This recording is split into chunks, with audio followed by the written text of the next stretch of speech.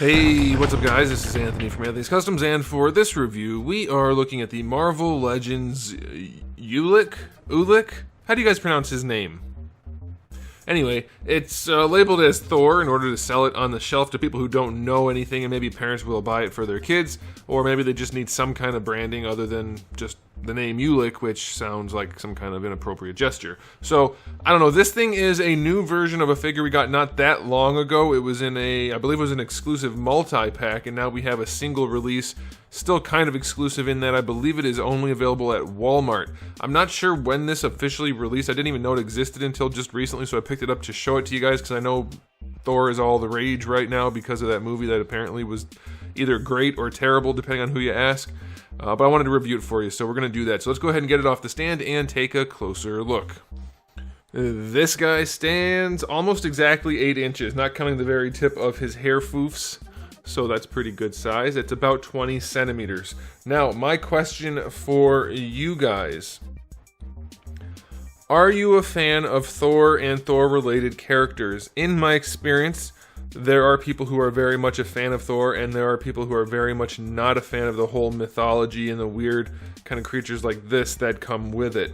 So, you don't have to go into it if you don't want to. If you want to explain why and who and whatever you like, you can do that.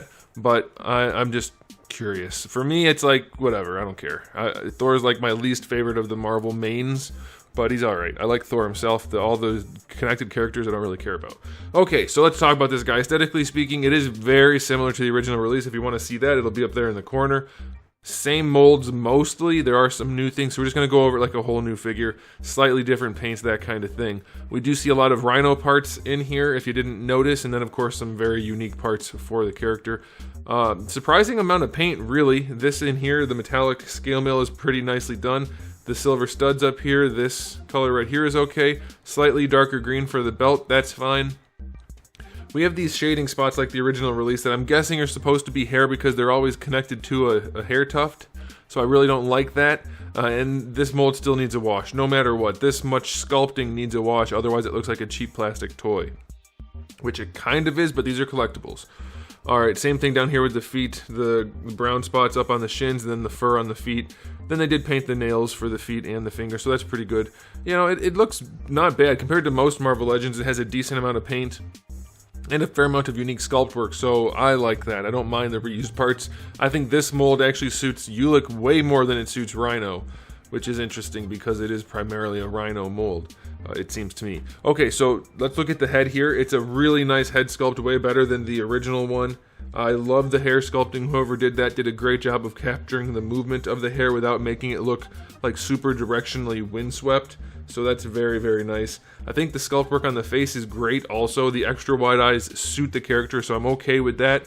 I do think the paint placement on the eyes could be a lot better. This one especially is a little googly. But all in all, it looks pretty solid. I'd like to see some wash or some highlighting in the hair, but it does look good. The necklace is a separate piece, so that's a nice little touch. Good details all the way around, and we'll look at the other head for the accessories, but other than needing a wash, really, and I don't like these brown spots of shading that aren't really shading because I'm positive they're supposed to be hair in a very weird way. It looks pretty darn good. I'm going to give this an 8 out of 10 for the aesthetic. It's a much better version of the Rhino mold than the Rhino mold is in itself. So, aesthetically speaking, it looks pretty good. It's going to look nice enough on a shelf that I think it's going to stand out in a positive way, so that's pretty cool. Okay, so let's go ahead and get into the accessories. You already saw the open or the closed mouth smiling head. Now we have the open mouth head, which is a really nice sculpt. I love seeing those kind of like underbite fangs. Are they fangs even if they're only on the bottom? I assume they are. I'm not sure. I'm sure somebody out there knows more about fangs and fanged things than I do. You can comment if you want.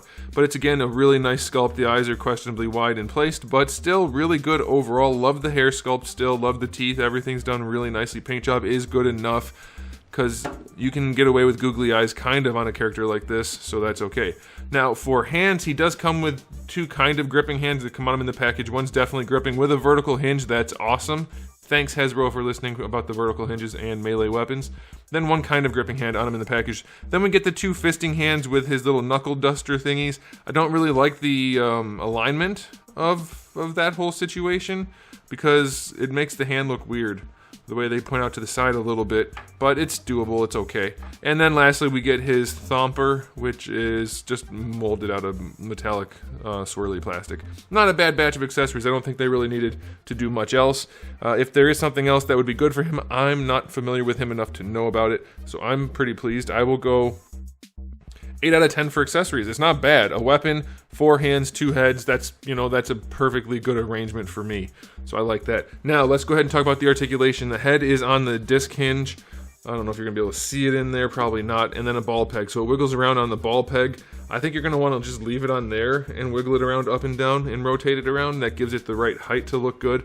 If you move it down, actually, it gets really, really low. It breaks the neck, basically like all the lollipop syndromes do, is it pushes the head too far forward and down, and it looks kind of weird, like it doesn't actually have a neck. So I would probably just leave it up, but you can look up a little bit, you can look down a little bit.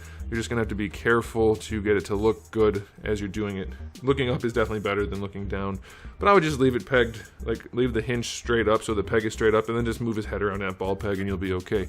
Now for the shoulders, they did a really weird thing. I know why they did it, for articulation purposes, but I think they could have got away with not doing it. If they had just raised this piece up a little bit right here, they could have left the hair sculpt on the arm rather than making it part of the armor. I mean, practically speaking, does it really matter? Not really, because how often are you going to have his arm going back like that or going forward? Oh, these are action figures. You're going to pose them, so it kind of does matter, but at the same time, it still doesn't. You're not going to really notice that the hair is connected to the armor. I just don't think it needed to happen. I think the reason it happened is these are reused shoulders, and it was easier to add this to the new sculpt here than it was to retool a whole shoulder. So that does bother me a little bit, but as far as range goes, are they that limited? Okay, well, we still have some issues with that. So yeah, the arms don't go up for crap. Okay, they don't go up to the side really at all. Rotation is fine until the shoulder pad of fur gets in the way. You do get your bicep swivel, that's fine. Single jointed elbow, less than 90 degrees, that's lame. Wrists have a swivel and a hinge. All the wrist hinges are the standard horizontal hinge, except for the one thumping vertical hinge, which is nice for holding a melee weapon. So I like that. Ab crunch on this guy is, it might as well not exist. Like, really, why, Hasbro? Just don't bother doing it at this point. It's got a gap that's like, I can't even make any jokes that aren't going to sound incredibly inappropriate. There is a giant gap in his torso. I can almost fit my ruler in there. It's just a little bit narrow and too tall, but it's humongous. That gap is huge, and like, for almost no range. And then watch the range going forward. You guys are going to be really impressed with this forward range. That's it. Like, why? Just don't do it. Just don't do it. You'd be better off without it. Waist twist is okay. Hips on this guy, not exactly a new... Everything's falling off on him because it's a Build-A-Figure at heart. That's kind of annoying. So the legs go out about that far because the hammies hit the cakes. So a little bit of limitation there. Going forward, it's not bad. It's actually pretty good for how thick his thighs are, so that's okay. Single jointed knees with the terrible, goofy looking kneecap. It's kneecap. It's just not good. So boxy, so ugly. Not quite 90 degrees. Not good there. It'll be, oh my goodness, it'll be good enough for an alien creature like this, but really it's not good. And then for the ankles, they go all the way back, so that's really nice. And decent range forward and a decent ankle rocker, so the ankles are okay. So yeah, articulation on this guy is definitely not the strong suit. It's just passable enough because he's super boxy and thick, and it'll be okay, but it definitely could be a lot better. So I'll give the articulation on this guy only a 6. For as thick as he is, it could be a whole lot better, but he is getting a little bit of leeway for his bulk. But it's definitely not the strong point. So, final verdict on this release. If you don't have the first one and you want the character, get this one for sure. It's definitely a better release. The alternate heads make it way better. Both heads are better than the original head. Unless I'm remembering incorrectly, and he didn't come with... I think he only had the one head the first time, and it wasn't anywhere near as good as these. So, again, that review will be up in the top right corner. Final verdict on this release. Definitely better than the first one, and not bad as a standalone. So I'm going to give it an overall... I'm going to go 8. I'm going to go 8. The articulation's not bothering me that much. I'm weighing way more into the aesthetic and the accessories, because I don't think this guy needs the articulation. If it was Spider-Man, for instance, the articulation would hurt him way more, but for this guy, it's fine. So yeah, final verdict is 8. Let me know what you think about this kind of thing, guys. Do you like the reissues that are like a better version, even though it's totally just to make more money and not necessarily consumer friendly? Or are you okay with it when it's like this and they actually give you some decent new parts? I'm kind of the second mindset, because obviously they need to make money, and if reissuing or re-releasing what is mostly a reissue with some updated parts is how to do it, I think that's fine, because you don't have to buy this stuff, guys. Remember, you do not have to buy it. So for those who did want it, they get a new one, and for those who didn't, well, you don't, but you don't have to buy it, so it's no big deal. So I think that everybody wins. Hasbro makes their money reusing molds. People who want it get it. People who don't. I'm okay with it. Let me know how you feel. Okay, thanks for watching, guys. If you enjoyed the video, please do give it a thumbs up and share it. If you didn't like it, well, that's a shame, but I mean, you can give it a thumbs up anyway if you want. Give it a thumbs down, that's fine. Share it anyway, I don't know. Tell everybody how mean I am, that's fine. And if you haven't subscribed, I would suggest you at least consider it. I do have new videos every day but Wednesday, and I have over 4,000 reviews already sitting on the channel waiting for you to watch them, so make sure you come back for all of that. And in the meantime, keep collecting.